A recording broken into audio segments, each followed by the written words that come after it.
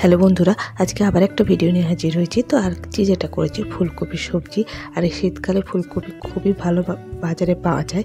আর এই ফুলকপির যে সবজিটা যে আমি তৈরি করেছি, যেরকম আমরা হোটেল বা রেস্টুরেন্টে যে এই ফুলকপি সবজি খেয়ে থাকি নান পরাঠার সাথে বা লাচ্ছা পরাঠার সাথে, সেই রকমভাবেই তৈরি করেছি। তো কীভাবে করে নেবেন সেটাই শেয়ার করছি, তো ভিডিওটা দেখে নিয়ে যায়। তো প্রথমেই একটা মিডিয়াম সাইজ ফুলকপি নিয়েছি। ফুলকপিগুলোকে কিন্তু একটু বড় বড়োভাবে আমি কেটে নেব। যেগুলো বড়, খুব বড়, সেগুলোকে দুভাগে করে কাটবো। আর দুটো আলুও নিয়েছি, সেগুলোকেও কিন্তু বড় সাইজেরই কাটবো।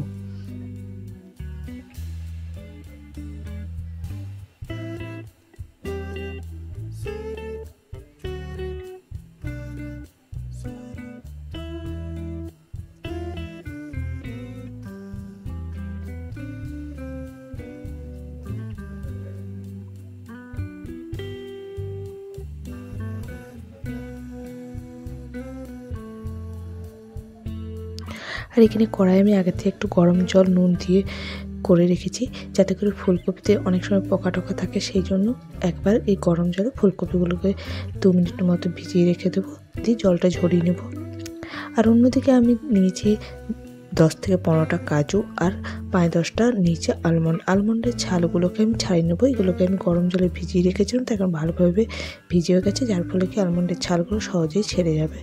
তো এরপর এগুলোকে আমি একটা ব্লেন্ডারের মধ্যে নিয়ে নেবো, আলমন্ড আর কাজুগুলোকে।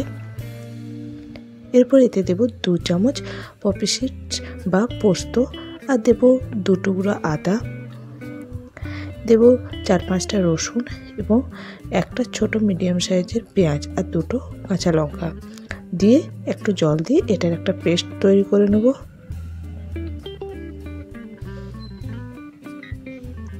তো দেখুন পেস্টটা আমার তৈরি হয়ে গেছে, এইভাবে করে নিয়েছি। তো অন্যদিকে ফুলকপিগুলোকে এবার আমি জল থেকে তুলে নেব।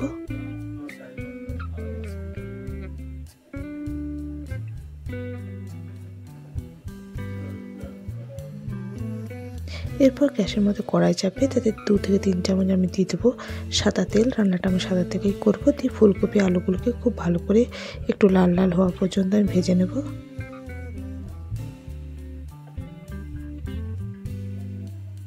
তো ফুলকপিগুলো ভাজা হয়ে গেছে দেখতে পাচ্ছেন। এরপর এগুলোকে আমি কড়াই থেকে তুলে সাইডে রেখে দেবো।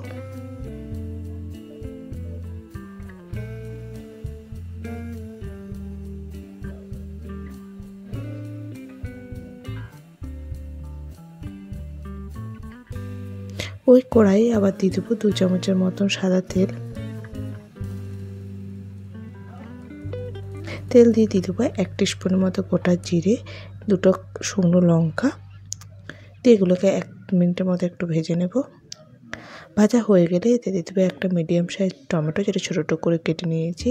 আর তাতে দেবো কিছু গুঁড়ো মশলা, যেমন ধনে গুঁড়ো, জিরে গুঁড়ো, red chilli powder, Kashmiri chilli powder, jaggery powder, হলুদের গুঁড়ো আর 1 টিস্পুনের মতো লবণ দিয়ে এই মশলাটাকে খুব ভালো করে কষিয়ে নিতে হবে।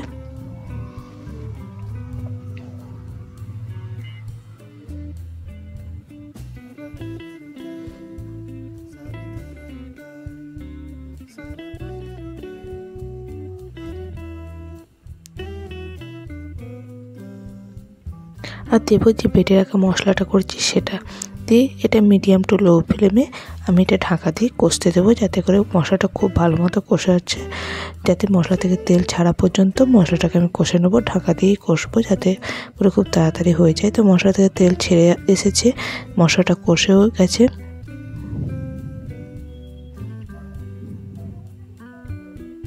এরপর এতে আমি ফুলকপি আর আলু যেগুলো ভেজে রেখেছি সেগুলো দেবো। আর মটরশুঁটি, যেমন এখন বাজারে তো ফ্রেশ মটরশুঁটি পাওয়া যাচ্ছে, সেই মটরশুঁটি দিয়ে দিয়েছি। আর দিয়ে দেবো লবণ স্বাদ মতন, দিয়ে খুব ভালো করে নেড়ে চেড়ে নেব।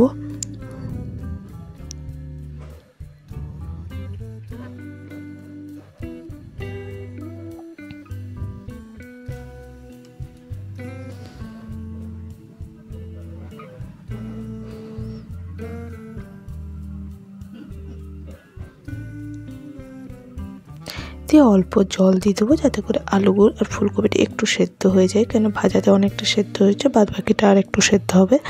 দিয়ে এটা ঢাকা দিয়ে 5 থেকে 10 মিনিট মিডিয়াম টু লো ফ্লেমে স্টিম হতে দেবো। 5-10 মিনিট পর দেখতেই পাচ্ছেন কত সুন্দর মানে সবজিটা হয়ে গেছে, আর আলু আর ফুলকপিগুলো সেদ্ধও হয়ে গেছে। তো এরপর আমি আর এটাকে মানে গ্রেভিটা কম করব না, যেহেতু রুটি পরোটার সাথে খেতে এরকম একটু গ্রেভির দরকার হবে। তো লাস্টে আমি দেব একটু গরম মশলা।